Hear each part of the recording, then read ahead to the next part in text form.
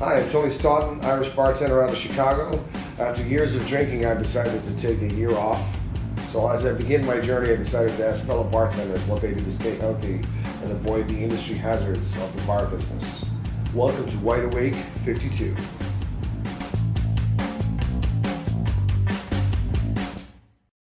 Paul Sauter, welcome to Wide Awake 52. Thanks for being here. Yeah, so I won't lie. I was kind of jealous when I started seeing them, and I'm like, oh, I hope you ask me, but I don't want to ask you. But I'm like, oh, that'd be so great if I could do this. Well, here you are now, man. That's it. Just after this, you just got to buy a lottery ticket. You'll be all set. You know, you're on the winning streak now. You're in the winner's circle. This would be great. Yeah, the lottery. Yeah, so tell me, so you emigrated here from Mexico? I did. I grew up in Mexico, central Mexico, in Celaya, Guanajuato, which is about 15 hours from Puerto Vallarta. And yeah, my mom wanted to come to America, and I had visited Chicago a lot, but around high school was when, we got serious. Came here, actually lived in Canada for a little bit before, and then now we love Chicago. Been here ever since.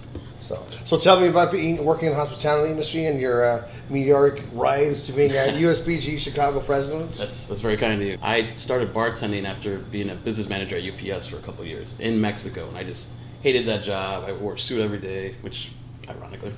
But yeah, I remember starting to bartend because I just needed money, which is what a lot of people do. And I remember I was in Mexico in Ixtapa, and I used to frequent this bar, which was like a party bar. And I was like, hey, I want to bartend. They're like, oh, okay, cool. But they only hired me because I spoke English, and I didn't realize so much tourism was happening that they didn't care that I didn't know a bottle from another bottle. They were just like, you're hired, start tomorrow. I'm like, great. Then my mom got sick, so I ended up moving back here. And this is when the recession happened. And so I bounced around a lot, worked at some very bad bars, but I'm very happy I did that. Like, it gives you more personality. You also know how to deal with situations that normally would not learn. I agree, 100%. And I worked for free for months sometimes because I didn't have the background. I didn't know people in the industry. And finally, I stumbled upon this little group called the USBG and joined. And actually, our good friend Carlos Cuarta was the one that saw me one day and just, brother, you have to go join the USBG. That's the first step.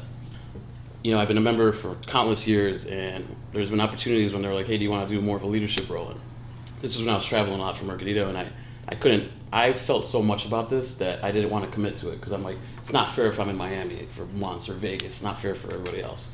But yeah, 3 years ago, people were saying, like, you should do this. Try it out.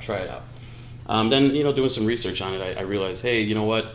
I'm always preaching about trying to get back to the community or figuring out how to excel other people's careers, something that I didn't have when I was growing up in this industry. So I got nominated, won, and we've been doing this almost 2 years now. And I don't regret any of it. I'll do it for another 3. Excellent. Yeah, I'm glad you're doing this. Yeah, for sure. Thanks. So one more question, separate from that. So being Hispanic, did you ever have any issues, bartending or working in Chicago? kind of.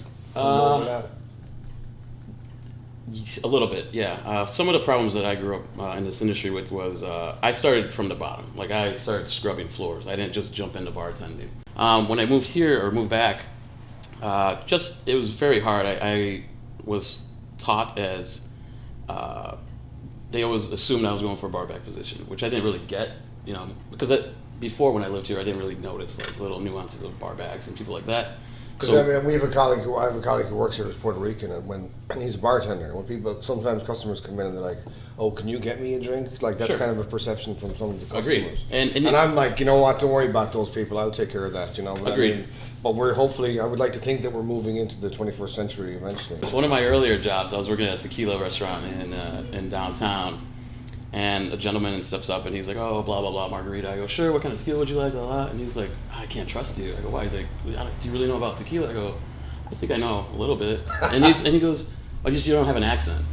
And I was like, okay, I've never got that before. And I was like, I'm sorry, whatever. So you're like, okay, I can do my best Danny Trejo impersonation. Yeah, I guess so, yeah. I should have just started, oh, good, ¿qué quieres, señor? And just start speaking in Spanish. Excellent. Paul Sauter, thank you so much. My man. Pleasure. Thank you, pleasure. Yes, cheers.